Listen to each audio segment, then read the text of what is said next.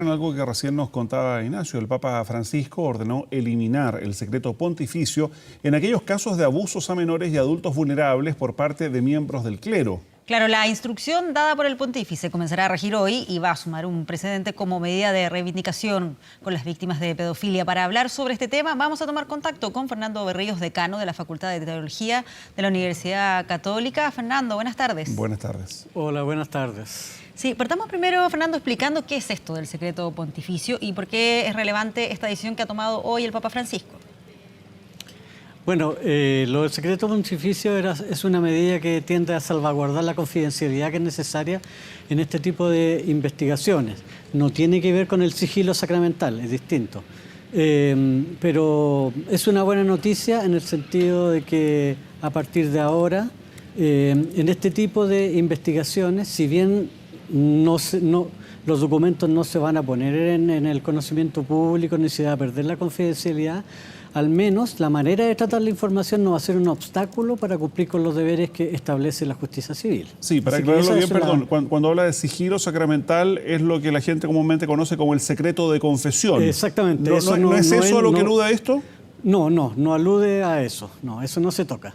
O sea, el secreto durante el sacramento de la confesión se sigue respetando sí, de acuerdo a las normas del derecho canónico, claro, digamos. Pero ¿cuál es la diferencia con esto en el fondo?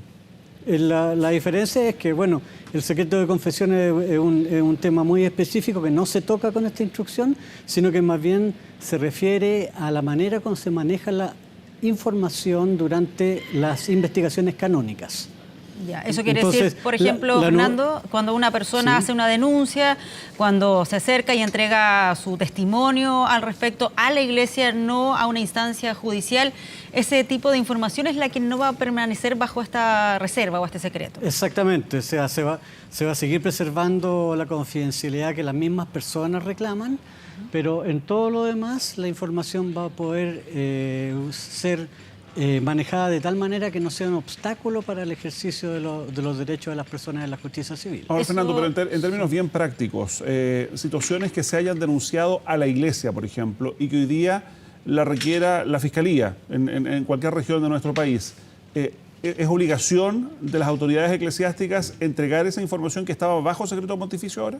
Sí, o sea, definitivamente sí. Ahora es una responsabilidad de todo ciudadano, sobre todo con esta medida del Papa, de facilitar que la información llegue a la justicia. Ya, ¿y qué pasa con las investigaciones que eventualmente se pueden haber seguido en una arquidiócesis, exacto, por ejemplo? Eso no quiere decir de que se pueda dar a conocer a la opinión pública el total de la documentación. ¿Se da cuenta? Ese sigilo, ese nivel de confidencialidad se sigue salvaguardando. Pero por supuesto que aumenta en la práctica el deber de los miembros de la Iglesia Católica de no obstaculizar las investigaciones en el ámbito civil. En términos prácticos, eso significa que si la Fiscalía solicita esa información, ahí se le debiese entregar. Pero si es que no hay una investigación judicial en curso, ¿debiese tomar alguna medida aquella persona dentro de la Iglesia Católica que recibe esta información para que sí se pueda desarrollar?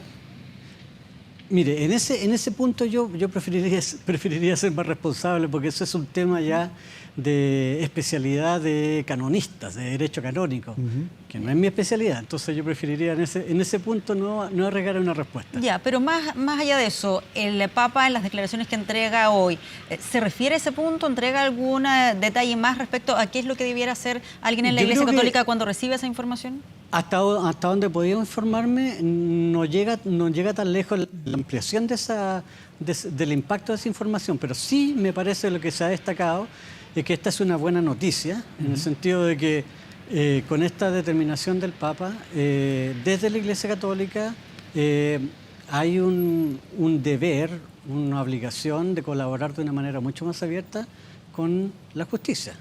Ahora, desde el momento en que se levanta el secreto pontificio, ¿qué es lo que debiera hacer un miembro de la Iglesia, un sacerdote, una religiosa o alguien que está en funciones administrativas, digamos, en una diócesis o una arquidiócesis y que ha tenido conocimiento de información que hasta el momento era reservada? ¿Esa información se puede entregar por motu propio, digamos, por propia voluntad o debe ser requerida por algún tercero? Yo creo que se puede entregar. Ahora, no conozco en detalle el procedimiento jurídico para hacer eso. Pero claramente que haya un llamado a que esa ampliación de la posibilidad de aportar la información sea mayor desde las instancias de la Iglesia Católica. Ya, pero es que de nuevo, o sea, esa información se entrega a solicitud de alguien o alguien que conoció de estas investigaciones que estaban hasta el día de hoy bajo este secreto, debiera entregarlas a las autoridades respectivas, a la Fiscalía o a aquellos persecutores que estén hoy día investigando estos temas. Bueno, hay un criterio que yo creo que ya se está siguiendo. Por ejemplo, sobre todo cuando se trata de delitos eventualmente cometidos contra menores, de que la persona que se entera tiene un imperativo ético ya de partida de proceder a la denuncia si la persona directamente implicada no lo hace. O sea, por ejemplo, si una persona viene a mí como decano de la Facultad de Teología y me hace una denuncia de ese tipo, o me habla de una situación de ese tipo, si esa persona no hace directamente esa denuncia, tendría que ser yo el que tome la iniciativa de hacerlo. Sí, hace un tiempo hubo una discusión, Fernando, sobre el tema del secreto pontificio acá en nuestro país, sobre si finalmente se transformaba en una traba para las investigaciones judiciales, cuando el fiscal actualmente suspendido, Emiliano Arias, realizó estos allanamientos, esta incautación de documentos en una serie de diócesis y de oficinas de la Iglesia Católica. ¿Con esta decisión del Papa finalmente se le termina dando la razón al fiscal Arias? Yo creo que en cierto sentido sí. Pero también yo creo que es importante no desechar el criterio de la Iglesia de salvaguardar la identidad de las personas que quisieran aportar información en ese tipo de investigaciones y que no querían que sus nombres salieran a la palestra. ¿Se da cuenta? Entonces hay una cuestión de confidencialidad que también es necesario salvaguardar. Yo he sabido también de otros casos en que ese ha sido un cierto dilema. ¿Cuánto aportar a que se haga justicia, que se investigue? Y por otro lado, ¿cómo salvaguardar la confidencialidad de que las propias personas han solicitado? Yo creo que es un tema también que tiene su complejidad. Muy bien, pues Fernando Berríos, decano de la Facultad de Teología de la Universidad Católica, muchas gracias por acompañarnos para tratar de conocer más respecto de esta decisión del Vaticano. Un gusto, muy buenas tardes. Buenas tardes.